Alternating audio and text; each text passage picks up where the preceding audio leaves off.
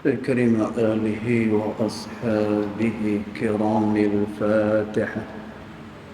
أعوذ بالله من الشيطان الرجيم. بسم الله الرحمن الرحيم.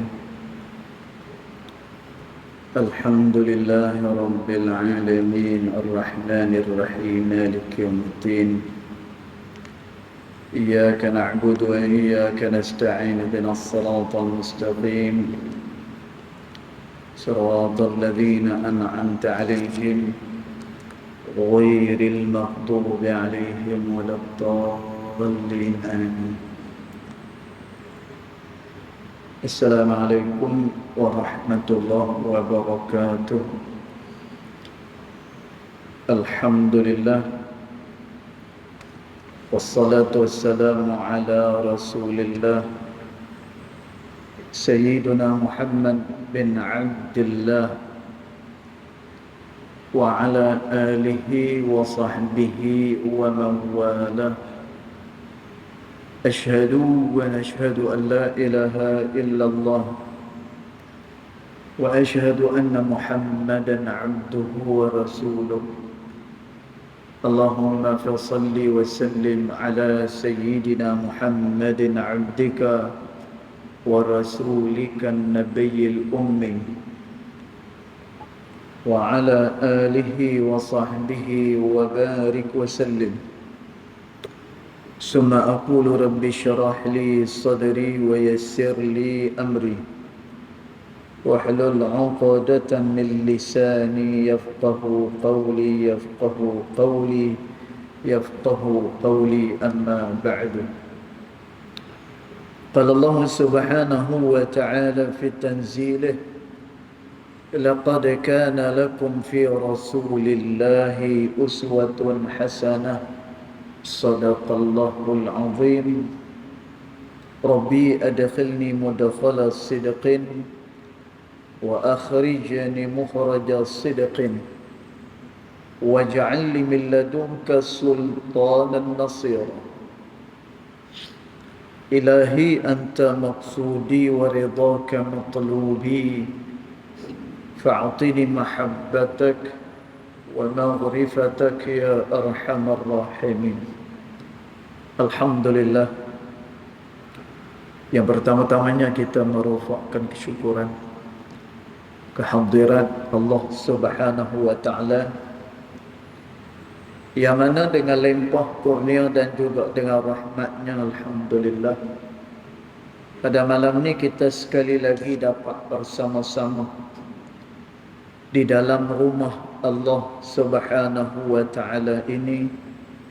Mudah-mudahan salat kita, zikir kita dan doa kita ianya akan diperkenan pada sisi Allah Subhanahu wa Ta'ala. Allahumma amin.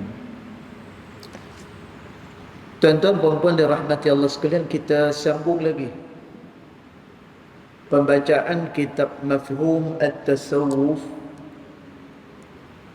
yang dikarang oleh Al-Syekh Ahmad Ghalib Abduh rahimahullah wa ta'ala, yang mana kita dah terang sebelum ni tuan-tuan berkenaan dengan ta'rif atau pengenalan kepada ilmu tasawuf, dan kita dah huraikan ilmu tasawuf dari segi makna ataupun dari segi ta'rifnya. Dia adalah satu ilmu berkenaan dengan kaedah untuk seseorang memperbaiki hati. Tuan-tuan, jadi ilmu ni dia adalah ilmu yang berkaitan dengan penyucian jiwa. Itu dia punya tujuan dia. Kemudian wasairul hawas, dan juga kerana membersihkan segala anggota-anggotanya. Tuan-tuan, maknanya orang yang mengaji ilmu tasawuf, dia nak membersihkan anggota-anggota dia daripada melakukan dosa daripada melakukan perkara-perkara yang dilarang oleh Allah Subhanahu wa taala. Dan ni dari segi kita kata ta'rif kepada ilmu tasawuf. Kemudian dari segi amalan pula. Dari segi amalan, orang yang bertasawuf ini dia berhati-hati dengan segala yang diperintahkan oleh Allah Ta'ala. Dan maknanya dia melakukan segala yang diperintahkan oleh Allah Ta'ala itu dengan bersungguh-sungguh. Dan dia berhati-hati dengan yang diperintahkan oleh Allah Ta'ala. Dia memberikan perhatian kepada apa yang diperintahkan oleh Allah Subhanahu wa ta'ala. Kemudian orang yang bertasawuf juga adalah orang wajtinabil manhiyat. Dia adalah orang yang menjauhkan diri daripada segala yang dilarang oleh Allah Ta'ala. Dan maknanya dia bersungguh-sungguh dalam beramal. Dia juga bersungguh-sungguh menjauhkan diri dia daripada segala yang dilarang oleh Allah Subhanahu wa ta'ala. Maka ni adalah orang yang bertasawuf. Kemudian dia kata wal iqtisar 'ala ad-daruriyat min al-mubahat. Dan juga dia berpada-pada mengambil keharusan-keharusan daripada darurat. Tuan-tuan, kita dah terang dah perkara-perkara ni pada minggu yang sudah. Orang yang bertasawuf itu orang yang berhati-hati dengan perintah Allah. Kemudian dia menjauhkan diri daripada segala yang dilarang oleh Allah. Wal iqtisar. Dan dia berpada-pada mengambil keharusan daripada darurah yang diberikan pada agama. Tuan-tuan, maknanya bila kita berada dalam keadaan darurah, maka kadang-kadang darurah itu dia membolehkan perkara yang sebelum ini dilarang pada syarak. Tuan-tuan, ada kaedah yang disebutkan oleh ulama, ad-darurah tubihu al-mahzurat. Bila mana seseorang dia berada dalam keadaan darurah, maka ini akan membolehkan perkara-perkara yang sebelum ini dilarang pada syarak, kata ulama. Tuan-tuan, bila mana dia berada dalam keadaan darurah. Tuan-tuan, tapi orang yang bertasawuf ini dia mengambil keharusan itu berpada-pada, hanya sekadarnya sahaja. Dia hanya mengambil keharusan itu hanya untuk menghilangkan darurah yang ada pada diri dia. Dan sebagai contoh, bila dia berada dekat dalam hutan, tersesat dekat dalam hutan, dan dia tak ada apa yang dia boleh makan. Kemudian berhari-hari dia berada di hutan dan tak ada apa yang boleh makan, sehingga kan tubuh badan dia jadi lemah. Dan kalaulah dia tidak memakan makanan, maka nescaya dia akan mati. Dan maka ni adalah darurah. Bila kata dia berada dalam keadaan darurah, dan dia membolehkan perkara yang sebelum ini dilarang pada syarak. Tuan-tuan, sebagai contoh, memakan khinzir tak boleh. Tapi oleh kerana kawan ni dia berada dalam keadaan darurah, tuan-tuan, hampir kehilangan dia punya nyawa dia. Tuan-tuan, kita dah terang dah darurah ni pada minggu yang sudah. Darurah ni bukan bila kata tak ada makanan, darurat selalu. Tidak. Darurat ni bila kata dia tersesat, bila kata dia tak ada makanan, dia kena tunggu dulu. Kod-kod nanti ada makanan-makanan yang boleh dimakan. Tuan-tuan, kod-kod jumpa dengan apa ni, buah-buahan hutan dan sebagainya. Tuan-tuan, sehinggalah kepada satu peringkat, kalau dia tak makan, boleh menghilangkan nyawa dia. Dan barulah dia berada dalam keadaan darurah. Dan bila dia berada dalam keadaan darurah, walaupun membolehkan perkara yang dilarang sebelum ni, orang yang bertasawuf, dia hanya mengambil perkara tersebut bagi menghilangkan darurah yang ada pada dia. Sebab itu disebutkan di dalam kaedah, bila mana seseorang dia nak mengambil sesuatu dalam keadaan darurah, tuqaddaru bi qadariha, dia mengambilnya hanya seqadarnya sahaja. Dia tak boleh lebih daripada darurat yang dialami oleh seseorang.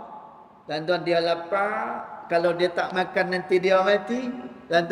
Tiba-tiba lalu dekat depan dia khinzir dan sebagainya yang haram, yang tak boleh dimakan. Maka dia pun ambil makan hanya sekadar untuk dia menghilangkan lapar yang ada pada dia. Bila dah hilang dah dia punya lapar dia, dah terangkat dah dia punya darurat dia, dia tak boleh, walaupun benda tu sedap sekali macam mana pun, dia makan-makan tu sedap benar ni, dia pergi cari pula sekok lagi. Yang ni tak boleh. Maka orang yang bertasawuf itu ikhtisar. Mereka adalah orang yang berpada-pada. Ketika mana darurah, mereka mengambil keharusan-keharusan daripadanya. Yang ni semua kita dah terang dah pada minggu yang sudah. Baik. Kemudian yang kedua, had yang kedua, ilmu tasawuf ini kita bincang pula dari segi maudhu'nya. Apa dia perbincangan, apakah dia topik berkenaan dengan ilmu tasawuf ni. Apa yang dia nak ajak kepada orang bila orang belajar ilmu tasawuf. Maka dia kata, huwal akhlaqul muhammadiyah. Dia nak mengajarkan kepada orang akhlak-akhlak Muhammadiyah, iaitulah akhlak-akhlak yang terpuji. Tuan-tuan, maknanya orang yang belajar ilmu tasawuf ni, akhlaknya itu semakin mulia.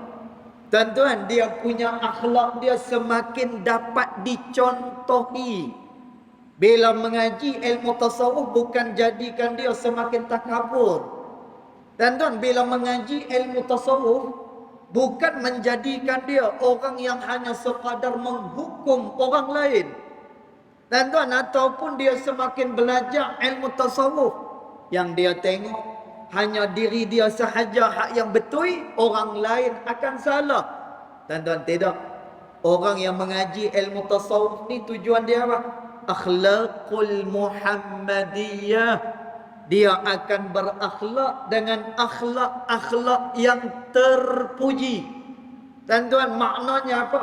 Dia akan berakhlak sebagaimana yang diajar oleh Nabi Muhammad sallallahu alaihi wasallam, yang diajak oleh guru-guru yang dekat dengan Allah Subhanahu wa taala. Maka ni skop ataupun topik berkenaan dengan ilmu tasawuf. Sebab itu ulama dia ada sebut, bila kata ilmu tasawuf ni apa dia? Ilmu tasawuf ni dia adalah at-takhalli minad danaya wat-takhalli minal mazaya wat-takhalli bil mazaya. Ulama kata ilmu tasawuf adalah menanggalkan, melucutkan segala perangai-perangai yang tidak elok, yang ianya bercanggah dengan syarak, ianya bercanggah dengan akhlak yang diajak oleh Nabi sallallahu alaihi wasallam. Ni makna at-takhalli minad danaya. Dia buang, dia tanggalkan segala perangai-perangai hak yang tidak elok. Perangai tak elok ni semua sekali, dengki, kemudian hasad, iri, kemudian takabur, membesarkan diri. Tuan-tuan, ini semuanya adalah akhlak-akhlak yang bertentangan sebagaimana yang dikehendaki oleh Allah Subhanahu wa taala. Tuan-tuan, maka orang yang mengaji ilmu tasawuf ni dia lagu mana? Huwal akhlaqul Muhammadiyah. Dia bincang berkenaan dengan akhlak-akhlak yang terpuji min haitsu at-takhalluqu biha. Sekira-kira kamu akan berakhlak dengan akhlak yang terpuji itu, kata ulama. Dan tuan, bila dia mengaji ilmu tasawuf, dia berakhlak dengan akhlak yang mulia. Dan tuan, dia lebih mudah memaafkan orang. Dan tuan, Masya Allah, dia punya dada dia luar. Kemudian apa lagi? Tidak sempit dia punya pemikiran dia. Dan tuan, sebab itu dia kata dekat sini, wal maqsudu bitakhalluqi biha, dan maksud berakhlak dengannya, iaitulah berakhlak dengan akhlak yang terpuji ini, imtithali awamiril Quran wa nawahihi. Ini maksud dia. Bila kata berakhlak dengan akhlak yang terpuji ini, imtithal awamiril Quran, dia melaksanakan segala perintah daripada Al-Quranul Karim, wa nawahihi, dan dia menjauhkan daripada segala yang dilarang oleh Allah Subhanahu wa taala. Dan tuan, ni maksud dia berakhlak dengan akhlak yang terpuji. Dan tuan, satu hari bila ditanya kepada Sayyidatina Aisyah radhiyallahu anha wa ardaha, dan ni tujuan tasawuf, kemudian tujuan kenapa Nabi SAW diutuskan oleh Allah Subhanahu wa taala ke atas muka bumi ini. Dan satu hari ada orang tanya dengan Sayyidatina Aisyah radhiyallahu anha wa ardaha. Dan orang tanya dengan Aisyah, wahai Aisyah, bagaimana akhlak Nabi sallallahu alaihi wasallam? Dan orang tanya dengan Aisyah, macam mana akhlak Nabi sallallahu alaihi wasallam? Dan lalu dijawab oleh Aisyah radhiyallahu anha wa ardaha, kana khuluquhu al-Quran, kata Aisyah. Ingat, kata Aisyah, bahawasanya akhlak Nabi sallallahu alaihi wasallam itu Al-Quran, kata Aisyah. Dan akhlak Nabi dia tak ada daripada benda lain. Akhlak Nabi tak ada daripada perkara-perkara lain, melainkan akhlak Nabi itu lagu mana? Khuluquhu Al-Quran, kata Aisyah. Akhlak Nabi itu adalah Al-Quranul Karim. Tuan-tuan, maknanya apa? Akhlak Nabi SAW sesuai sebagaimana yang diajak oleh Al-Quran. Apa-apa yang dilarang daripada Al-Quran, maka itu dijauhkan oleh baginda Rasulullah SAW. Tuan-tuan, maka itu berkenaan dengan topik ataupun maudhu'. Apakah dia yang dibincangkan daripada ilmu tasawuf ini? Baik. Kemudian dia kata lagi, yang ketiga dia kata fadlun ilmi tasawuf, kelebihan orang-orang yang mempelajari ilmu tasawuf ini. Dan lah ni dia cerita pula berkenaan dengan kelebihan. Apa dia punya kelebihan bila mana seseorang dia belajar ilmu tasawuf ini? Dan maka dia kata, huwa minal ulumi syarifah, dia daripada ilmu-ilmu yang mulia, kata pengarang pada kita ni. Dan pasal apa dia satu ilmu yang mulia? Bahkan nanti kita akan tengok di bawah, hukum mempelajari ilmu tasawuf itu wajib. Dan dia wajib, dia bukannya fardu kifayah, dia bukannya sunat, malah dia adalah ilmu yang wajib untuk dipelajari seseorang. Dan yang kata ilmu fardu ain ni 3. Yang pertamanya adalah ilmu tauhid. Ilmu mengesahkan Allah Subhanahu wa taala. Dan yang keduanya adalah ilmu soal berkenaan dengan ibadat yang kita lakukan kepada Allah. Itu 2. Dan manakala ketiga, ilmu tasawuf, iaitulah ilmu bagaimana untuk kita menyucikan hati kita kepada Allah Subhanahu wa taala. Dan sebab itu kalau kita suka dengar ceramah, tak apalah, bagus dengar ceramah ni. Lah ni pula zaman-zaman apa ni, tengah dalam musim-musim apa Maulid ni, dan dekat sana ceramah, dekat sini ceramah, mana-mana rata ada ceramah ni. Dan kita suka dengar ceramah, itu bagus. Dan tapi ambil berat dengan 3 fardu ain ni. Dan bagi orang awam 3 benda ni wajib bagi dia. Atas kita benda ni wajib. 3 benda ni mengesahkan Allah Ta'ala, kena cari berkenaan dengan ilmu tauhid. Manakala yang kedua adalah berkenaan dengan tata cara ibadat kita kepada Allah Ta'ala. Dan yang ketiganya apa dia? Penyucian jiwa kepada Allah Subhanahu wa taala, menjadi fardu ain kepada kita. Dan maka kerana tu kita suka dengar ceramah tu bagus. Dan tapi nak kena clearkan fardu ain ni kerana apa? Dia merupakan tuntutan syarak ke atas tiap-tiap mukallaf itu. Baik, maka dia kata fadlun ilmi tasawuf, manakala kelebihan orang yang mempelajari ilmu tasawuf ini, huwa minal ulumi syarifah, dia merupakan di antara ilmu-ilmu yang mulia. Dia kata li'annahu, kerana ilmu ni yata'allaqu bisalahil qalbi, kerana ilmu ini dia berkaitan dengan kebaikan hati, wasairil hawasi fid dunia, dan juga berkenaan dengan segala panca indera manusia di dunia ini. Dan kerana tu dia adalah ilmu yang mulia, ilmu tasawuf ni. Pasal apa? Dan kerana dia berkenaan dengan hati seseorang. Yang kata Nabi SAW, iza saluhat jasadu kulluh, bila mana baiknya hati seseorang, maka baiklah keseluruhan tubuh badan dia. Wa idza fasadat, dan apabila buruknya satu daging ini, maka kata Nabi SAW, fasadat jasadu kulluh, maka seluruh daripada tubuh badan dia juga turut rosak, kata Nabi.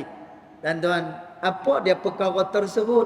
Ala wahiyal qalb, ingat kata Nabi, benda yang aku pesan ni adalah hati, kata Nabi SAW. Dan maka nak beritahu kepada kita bahawa eloknya hati tersebut dia akan menatijahkan perbuatan-perbuatan yang elok. Dan kalau hati itu tidak elok, dia tak masuk dengan hidayat Allah Subhanahu wa taala, dan dia akan mengeluarkan segala perbuatan-perbuatan yang tidak elok. Dan kerana itu disebutkan oleh Al-Imam Fathul Musili rahimahullahu ta'ala. Dan kata Imam Fathul Musili, orang-orang yang apabila dia terkena penyakit hati, dan ada orang yang dia terkena penyakit hati, sebagaimana yang disebut di dalam Al-Quranul Karim. Kata Allah Subhanahu wa ta'ala, fi qulubihim marad fazadahumullahu marada, di dalam hati mereka itu ada penyakit, kata Allah Ta'ala. Dan siapa dia orang yang hati penyakit ni? Tuan-tuan, di dalam ayat ni Allah Subhanahu wa taala nak terang berkenaan dengan orang-orang munafik. Tuan-tuan, orang munafik ni tak tahu dia lagu mana. Di hadapan orang dia beriman kepada Allah. Tuan-tuan, dekat depan orang dia cukup rajin beribadah kepada Allah. Tuan-tuan, tapi dalam hati dia kekufuran kepada Allah Subhanahu wa taala. Tuan-tuan, jadi ayat ni walaupun dia ditujukan kepada orang munafik, tetapi ulama sebut, antaranya yang disebutkan oleh Al-Imam Ibnu Katsir rahimahullah taala, orang yang ada penyakit hati ni, fi qulubihim marad, bila mana ada penyakit di dalam hati dia, fazadahumullahu marada, kemudian Allah tambah lagi penyakit yang berada di dalam hati dia. Dan tuan, apa yang berlaku ketika mana seseorang ada penyakit hati? Dan tuan, ulama menyebut bila mana dia ada penyakit hati, maka dia semakin jauh, dia semakin leka, dia semakin lalai, sampai satu peringkat, dan tuan, dia berasa seronok melakukan dosa kepada Allah Subhanahu wa taala. Dan bayang tengok, kalau kita ni buat perkara dosa pun kita akan terasa, dan tuan, alhamdulillah, orang yang bila dia buat dosa ni, kemudian dia ada rasa yang tu adalah dosa kepada Allah taala. Dan tuan, kata ulama, yang ni adalah tanda bahawa dia masih lagi di dalam riayatillah, dia masih lagi di dalam pemeliharaan Allah Subhanahu wa taala. Bila ada rasa lagi buat dosa, rasa bersalah dengan dosa yang dia lakukan pada Allah taala. Dan tuan, tapi kalau buat dosa, kemudian dia tak ada rasa apa-apa, kemudian seronok pula melakukan dosa, yang ni yang disebut oleh Allah Ta'ala, fi qulubihim marad, maka di dalam hati mereka itu ada penyakit, kata Allah Ta'ala. Malah penyakit ni, fazadahumullahu marada, ianya ditambah oleh Allah Ta'ala dengan bertambahnya dosa yang dilakukan oleh seseorang kepada Allah Subhanahu wa taala. Dan maka demikian, pasal apa ilmu ni dia mulia? Kerana dia berkaitan dengan kebaikan hati dan juga membaikkan seluruh daripada panca indera manusia di dunia. Baik, kemudian dia kata yang keempat, kalau dan kita perhabis sampai 10, berkenaan dengan apa ni? Kalau tuan-tuan ingat ni apa dah? Fannul ilmi asyarah. Ini adalah apa ni?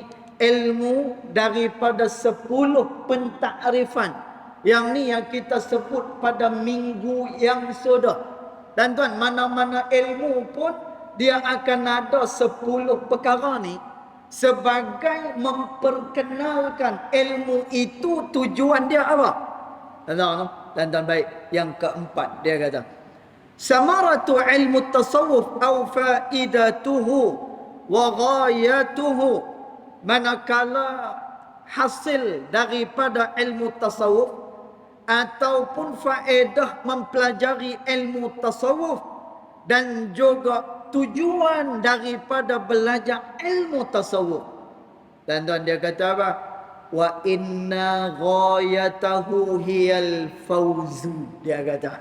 Dan tuan, orang yang mempelajari ilmu tasawuf ni, tujuan dia apa? Hiyal fawzu, dia akan berjaya bi'a'lal maratib, dengan mendapatkan setinggi-tinggi kedudukan fil uqbah, nanti pada hari akhirat besok. Dan tuan, jadi orang yang belajar ilmu tasawuf ni, dia akan dapat apa dah? Ketinggian dan juga keistimewaan daripada sisi Allah fil uqbah, nanti pada negeri akhirat besok. Dan tuan, maknanya apa? Orang yang belajar ilmu tasawuf ni nanti dia akan dimuliakan oleh Allah Ta'ala. Dan tuan, nanti dia akan dilepaskan daripada azab Allah Subhanahu wa Ta'ala. Dan tuan, mereka ini adalah orang-orang yang diberikan kedudukan oleh Allah Subhanahu wa Ta'ala. Dan sebab itu disebutkan di dalam kitab Al-Hikam yang dikarang oleh Al-Imam Ibnu Atha'illah As-Sakandari rahimahullahu ta'ala. Dan tuan, manusia ni dia tak sama semuanya. Dan tuan, Masya Allah, kita ni rambut sama hitam, kemudian kulit kita sama, kemudian apa lagi, bahasa kita pun sama. Dan tuan, anggota tubuh badan kita sama. Sehingga kan kata Nabi SAW, ada ni dalam firman Allah Ta'ala sebut, inna akramakum indallahi atqakum. Sesungguhnya yang paling mulia daripada kalangan kamu ni, kata Allah. Dan tuan, Allah Ta'ala nak habaq dalam ramai-ramai manusia ni, yang rambut sama hitam ni, yang kulit sama, bahasa sama, anggota tubuh badan pun sama. Dan tuan, yang membezakan manusia apa dia? Inna akramakum indallahi atqakum. Yang paling mulia daripada kalangan kamu adalah yang paling bertakwa kepada Allah Subhanahu wa Ta'ala. Dan sebab itu orang yang mempelajari ilmu tasawuf, dia akan memperoleh kedudukan yang sangat mulia di negeri akhirat besok. Dan disebutkan oleh Imam Ibn Atha'illah, manusia itu pun dia terbahagi kepada dua bahagian. Dan yang pertama adalah golongan-golongan yang berada pada kedudukan asbab. Dan orang yang duduk pada kedudukan asbab ni lagu mana? Dia masih lagi terikat, bergantung dengan segala akhyar, dengan segala makhluk Allah Subhanahu wa Ta'ala. Dan dia masih lagi risau. Dia risau lagi kalau tak boleh makan. Dan dia masih lagi risau. Dia masih lagi risau kalau seandainya dia punya kemahuan dia tak dipenuhi. Dan dia masih lagi ada rasa taraddud, masih lagi ada rasa ragu-ragu lagi. Dan ni adalah orang yang duduk pada kedudukan asbab. Dan kalau yang jenis ni, dia punya perasaan dia akan bercampur baur. Dia ada takut, kemudian dia ada gembira, kemudian dia ada sedih. Pasal apa? Dan dia masih lagi bergantung kepada makhluk-makhluk yang dijadikan oleh Allah Subhanahu wa Ta'ala. Masih lagi ada pergantungan. Tetapi kata Imam Ibn Atha'illah, ada satu lagi golongan manusia yang mana golongan ni adalah tajrid. Dan tajrid ni apa dia? Orang yang telah pun mengikat mati hati dia dengan Allah Subhanahu wa Ta'ala. Dan Masya Allah, orang yang duduk pada kedudukan ni, dia tak suka pada kemasyhuran. Dan orang yang duduk pada kedudukan ni, kalaulah dunia tak mai dekat dia pun dia tak kisah. Dan dia hanya memikirkan kedudukan dia dan hubungan dia dengan Allah Subhanahu wa Ta'ala. Dan ni ada satu cerita lah. Yang ni salah seorang daripada guru kami dulu, Al-Habib Hasan bin Abdullah bin Umar Asy-Syatiri. Dan salah seorang dia mudir dulu ni. Dia ni dulu mudir di tempat kami belajar di Rubatut Tarim di Hadramaut, Yaman. Dan Masya Allah, Habib Hasan Syatiri satu orang yang dia tak suka kepada kemasyhuran. Dan dia tak suka terkenal. Malah kami malah kami yang belajar di Ribatut Tarim, memang pelajar-pelajar ni diajak, diasuh supaya jangan cari kemasyhuran ni. Biar belajar ilmu sampai lumat, sampai jadi orang yang faqih. Dan benda ni dia turun-temurun daripada dulu lagi. Semenjak daripada zaman Al-Habib Abdullah bin Umar Asy-Syatiri rahimahullah ta'ala, mereka menjauhkan segala kemasyhuran ini. Dan jadi satu hari bila mana Al-Habib Hasan Asy-Syatiri dia pergi ke Indonesia. Dan bila dia pergi ke Indonesia, maka dia ni macam orang biasa. Dan memang itulah cara dia. Sampailah kepada anak dia pada hari ni pun, Sayyid Alwi Asy-Syatiri, kalau dia pergi ke luar negara, dia akan pakai simple ya. Serban pun dia tak pakai. Dan pasal apa? Kerana dia mastur, kerana dia nak sembunyikan diri dia. Tuan-tuan, satu hari di Indonesia, jadi orang semua duk bersalam dengan semua para alim ulama ni. Duk salam. Sampai kepada almarhum Al-Habib Hasan Syatiri. Tuan-tuan, orang tak salam dengan dia. Pasal apa? Nampak macam orang biasa. Tuan-tuan, pakaian macam orang biasa, nampak macam orang biasa, orang tak salam dengan dia. Tuan-tuan, anak-anak murid yang kenal kepada dia ni, depa kata apa? Anak murid dia kata apa? Depa kata, Habib, miskin. Dia kata miskin. Dan miskin ni bukannya apa ni, miskin harta. No. Miskin ni maknanya bahasa Arab kesian. Kesian kau Habib. Orang tak kenal hang, orang tak salam dengan hang, orang tak muliakan hang. Padahal hang ni adalah ulama besar di kota Tarim. Tuan-tuan, Habib Hasan dia kata apa? Habib Hasan kata, aku tak peduli kedudukan pada sisi manusia. Yang aku pedulikan, yang aku hendakkan adalah kedudukan pada sisi Allah Subhanahu wa ta'ala. Tuan-tuan, manusia muliakan dia, manusia nak buat apa pun pada dia, dia tak kisah lagi dah. Dan sebab itu Allah Subhanahu wa ta'ala sebut apa dia tentang orang-orang yang macam ni? Ala inna awliya Allah la khawfun alaihim wa la hum yahzanun. Ingat kata Allah, para wali-wali Allah itu mereka tak ada takut dan juga mereka tidak ada perasaan duka cita. Tak ada. Dan tak pasal apa? Kerana mereka hanya nak duduk dengan Allah Subhanahu wa ta'ala. Dan kita tak boleh. Hang tak kenal aku lagi siapa? Dan ni masih lagi pegang pada kedudukan tu. Pandang lagi kedudukan yang ada pada dia. Kemudian bila orang kau ajak hang kita, kau ajak hang ni, tak tahu, tak nampak. Macam tu. Jadi kata Imam Ibn Atha'illah, ada sebahagian daripada orang ni dia masih lagi memegang ataupun berta'alluq kepada al-aghyar, segala makhluk-makhluk Allah Subhanahu wa ta'ala. Jadi orang yang belajar ilmu tasawuf, faedah dia, wa inna ghayatahu hiyal fawzu bi'a'lal maratib fil uqbah.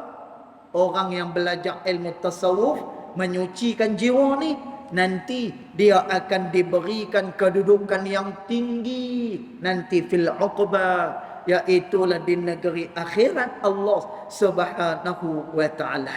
Baik. Kemudian yang kelima dia kata, nisbatun ilmu tasawuf. Nisbah ilmu tasawuf ini, sandaran ilmu tasawuf ini. Dan apa dia sandaran kepada ilmu tasawuf ni? Nisbah dia kepada apa? Dan dia kata apa? Huwa far'un ilmu tauhidi. Dia adalah salah satu cabang daripada cabang-cabang ilmu tauhid. Dan ilmu tasawuf ni dia adalah cabang daripada ilmu tauhid, ilmu untuk mengesahkan Allah Subhanahu wa ta'ala. Tuan-tuan, orang yang mengaji ilmu tauhid, bila mana dia tidak ada tasawuf, dia tidak akan mai yakin, dia tidak akan mai rasa membesarkan Allah Subhanahu wa ta'ala.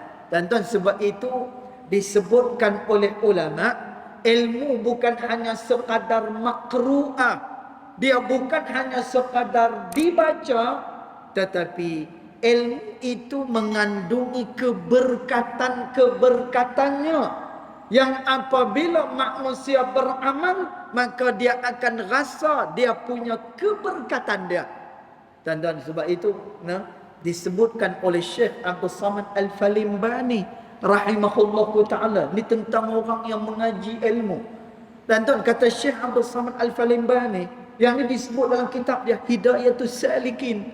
Dan kata Syekh Abdul Samad Al-Falimbani, kalaulah satu orang ni dia belajar ilmu, semakin bertambah ilmu, semakin bertambah pula berkat daripada Allah Ta'ala.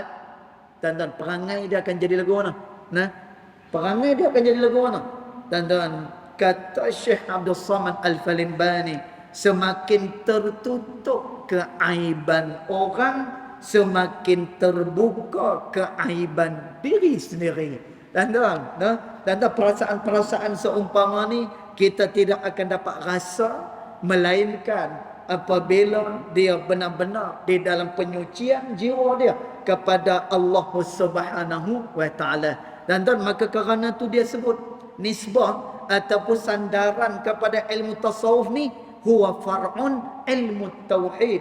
Dia adalah salah satu cabang daripada ilmu tauhid, ilmu untuk kita mengesahkan Allah Subhanahu wa ta'ala. Jadi cukup dulu setakat tu. Nanti kita akan sambung nanti Fanil Asyarah ni, yang ke-6, yang ke-7, ke-8, ke-9 dan juga yang ke-10 insya-Allah pada pertemuan yang akan datang.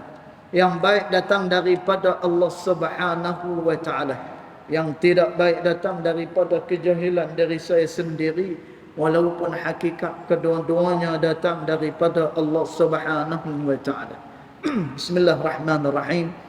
Alhamdulillah Rabbil Alamin, wassalatu wassalamu ala asyrafil anbiya wal mursalin wa ala alihi wa sahbihi ajma'in. Allahumma ighfir lana ma akhtana wa ma ta'ammudana wa ma asrarna wa ma a'lanna wa ma anta a'lamu bihi minna, antal muqaddim wa antal muakhir, la ilaha illa anta subhanaka inna kunna minadh dhalimin. Wa sallallahu ala sayyidina Muhammad wa ala alihi wa sahbihi wa baraka wa sallam.